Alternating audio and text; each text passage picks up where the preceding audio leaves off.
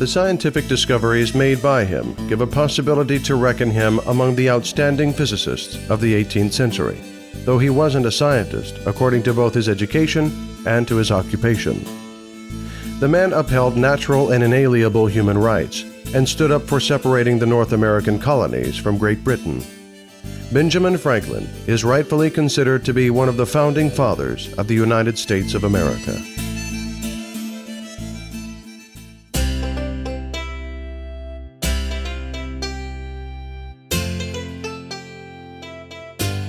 Benjamin Franklin was born in Boston on January 17, 1706, into the large family of an English immigrant. Having studied at school only 2 years, he had to earn his living, first at his father's workshop that manufactured tallow candles, and later at a print shop. But his aspiration to the knowledge turned out to be so strong that every evening after returning from work, the teenager studied foreign languages on his own, mastered natural and exact sciences. He read lots of books in order to express his thoughts easily and correctly, and he managed to persuade one of his elder brothers to make him a correspondent of his newspaper. At the age of 19, Benjamin went to London to study typography. In 1727, Franklin organized his own printing office in Philadelphia, and he himself became a publisher and a journalist. Soon, the Pennsylvania Gazette was the most popular newspaper in North America. While being in Boston, Franklin happened to visit a lecture on electricity, where enthralling experiments were demonstrated. Amazed at electric wonders, Ben immediately started experiments himself. Studying the atmospheric electricity, he proved the physical nature of the lightning, and as his contemporaries said, he seized the lightning from the gods. Franklin was the first to suppose that sharpened subjects are able to save houses, temples, and ships from lightning. This is how the lightning rod was invented.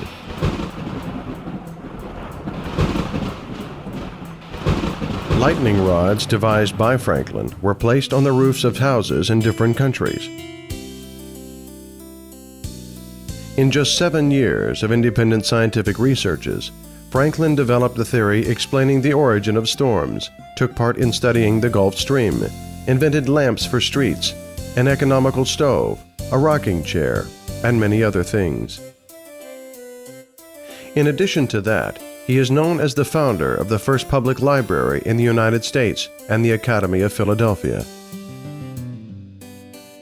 For his scientific services, the self-educated investigator was elected an honorary member of many foreign academies. Franklin stated his elucidative views in newspapers and his annual Poor Richard's Almanac.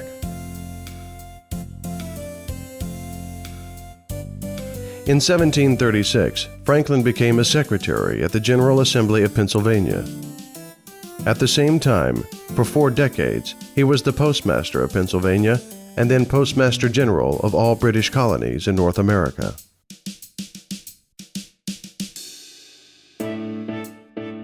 At that time, the British colonies fought for their independence from their parent state. On Franklin's initiative, the Congress of Representatives of the colonies was held in Albany. And then Franklin defended the interests of the North American colonists in London during 18 years. He managed to win the respect and become popular with the English, and the opinion of the popular and influential public figure from North America was listened to willingly in Great Britain. When in 1775, Great Britain started military actions against the colonists, Franklin, who was nearly 70, returned to America. He was accepted as a national hero and was elected a member of the Second Continental Congress. During the War of Independence, Franklin headed the American Postal Service, was the advisor of General Washington, worked out the new plan for the Union of Colonies, took part in drafting the Declaration of Independence.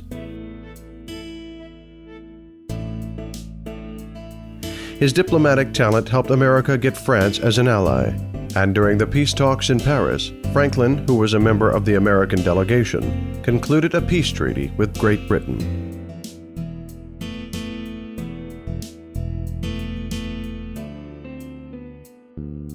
Franklin was 79 when he was elected a member of the Constitutional Convention that worked out the Constitution of the USA.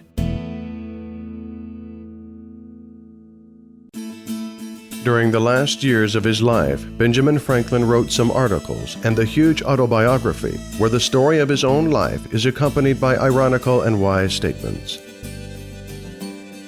Experience keeps a dear school, but fool will learn in no other, and scarce in that.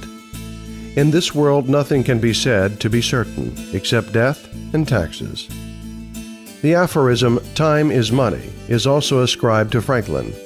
The outstanding scientist, writer, and diplomat died in 1790. About 20,000 people gathered at his funeral.